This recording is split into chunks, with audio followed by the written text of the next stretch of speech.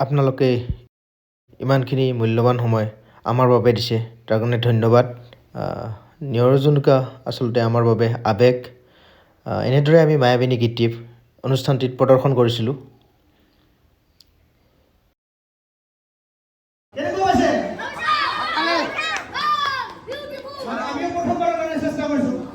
আমাৰ ঘৰত বহুত কাম হয়নে? ভাত ৰন্ধা, খেতিত কাম কৰা, চোতাল ভৰা, ধান কটা আৰু বহুত কাম আছে। কোৱাচোন।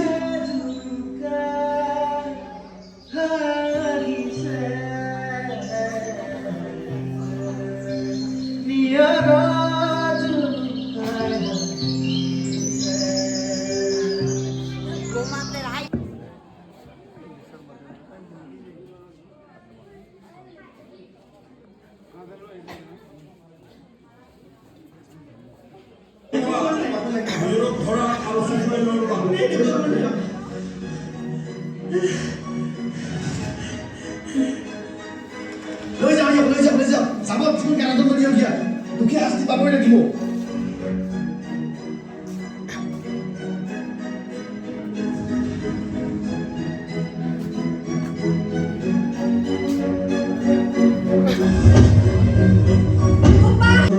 মুখৰ মাছ নাইকিয়া কৰি দিম। মা কেনে কৰে দেখোনে কাম মানে কামটো হৈ গ'ল।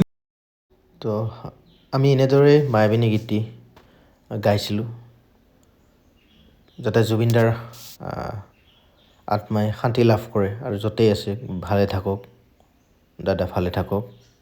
আৰু দাদাৰ যি সৃষ্টি সেই সৃষ্টি আমি কেতিয়াও পাহৰিব নোৱাৰিম, আমাৰ মাজত সদায় থাকিব, জীয়াই ৰাখিম।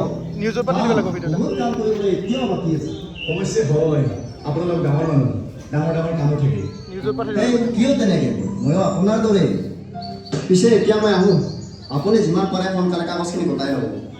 ভিডিঅ'খিনি মই মোৰ মানে বহুত ভয় লাগিছে।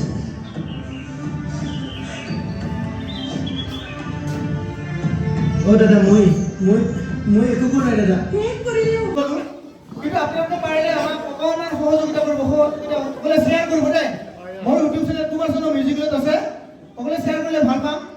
আৰু কেনেকুৱা পাইছে ৰাইজ এবাৰ আপোনালোকৰ পৰা জানিলে ভাল পাম। জনাবচোন।